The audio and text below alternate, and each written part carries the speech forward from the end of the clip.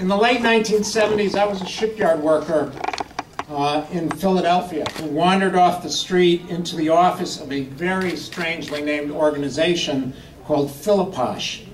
What the hell does that mean? I thought I was going to get information about shipyard hazards, welding hazards, falling hazards. I knew a lot about falling hazards, but I wanted to get more information, and instead I got organized. Rick Engler and Jim Moran saw something in me that I'm not sure I saw in myself, but they saw it and they grabbed a hold of me. I quickly became the director of the political committee of NYCOSH. I was on the board of directors, and so on and so on. And from health and safety, I got direction for my anger about the conditions that we all faced every day. I got issues to organize around, and at the end of the day, I got Nancy.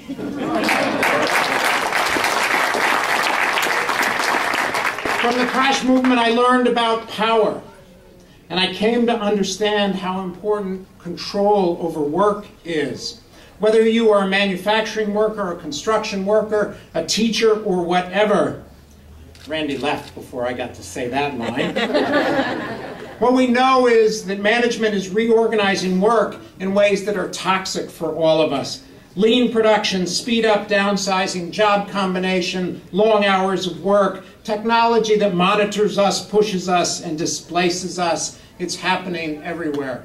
Even in healthcare. You know that they have an institute in Pittsburgh that is promoting the Toyota production system in healthcare? Can you imagine that? Toyotas in healthcare, running too fast into a wall somewhere.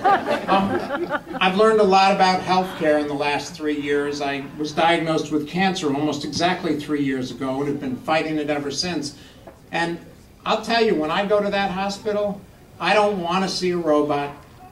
I don't want to see a nurse that's taken care of way too many patients. I want to see somebody that's actually allowed to do their work and goes home happy at the end of the day, goes home in the same kind of condition they came in the morning, because that's what's going to give me the health care that I need.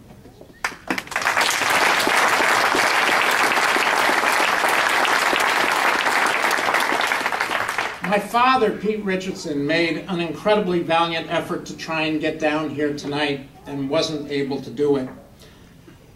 And I wanted to give him a shout out anyways, because one of the things that Pete taught me long, long ago, we did a lot of hiking and camping together. In fact, we're going hiking on Monday. He taught me to leave my campsite better than I found it. I hope I've done this. I hope I'm leaving something behind. I hope I'm leaving the world a better place, leaving something behind about work, about worker power, and about justice. This award makes me think I am. I'm honored by being here and by your words. Thank you.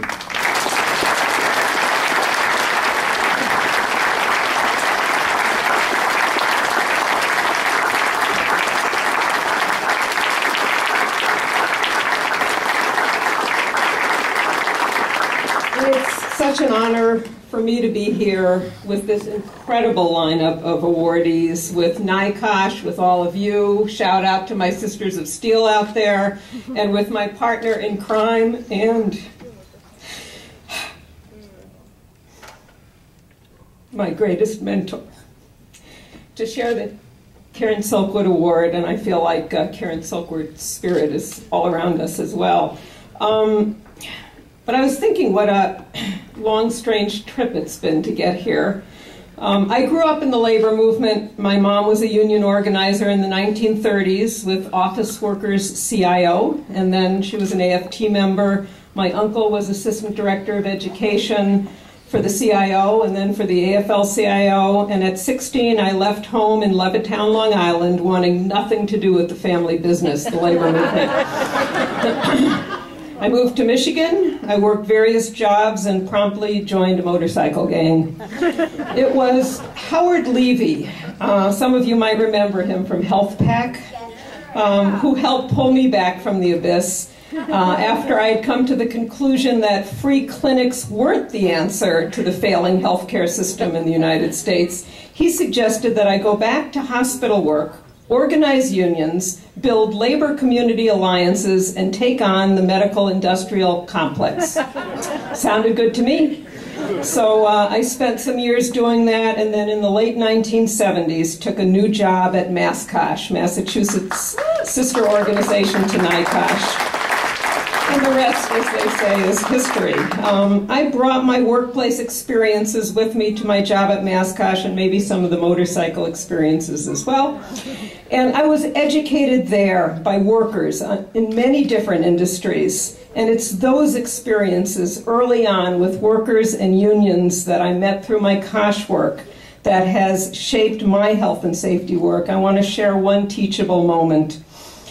This is about an industrial laundry where there were many workers who had hand injuries. And there were signs up all over this workplace in 3 languages reminding workers not to put their hands in the machine when something got jammed, that they were to turn off the machine and call maintenance. They got training on that in 3 languages on exactly what to do if there's a jam in the machine. And those were the written rules.